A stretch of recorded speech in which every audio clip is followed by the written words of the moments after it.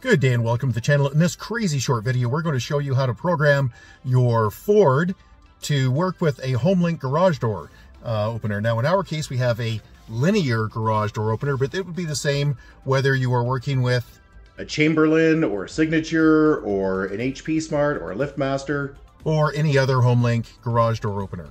The process on the Ford is pretty straightforward. We have an electric Ford. This is a Ford Mach, but it would be the same if you're on any other Ford. First thing you need to do, power your car up. In my case, I just press the power button. In your case, you probably have to turn the key to Accessory. Next thing you need to do is put it into programming mode by holding the two outer buttons on the HomeLink buttons at the top here. So press and hold those. Wait for about 20 seconds for that to flash.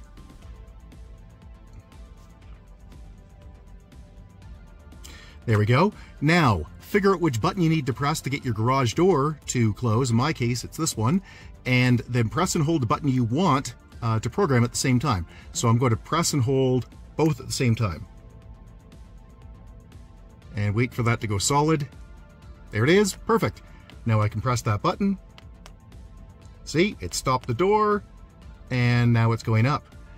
So hey, not very complex. But not obvious. So, hey, if you found this video useful, please give us the big thumbs up. We would super appreciate it. If you have any questions or concerns, you can always get a hold of us directly at www.urtech.ca.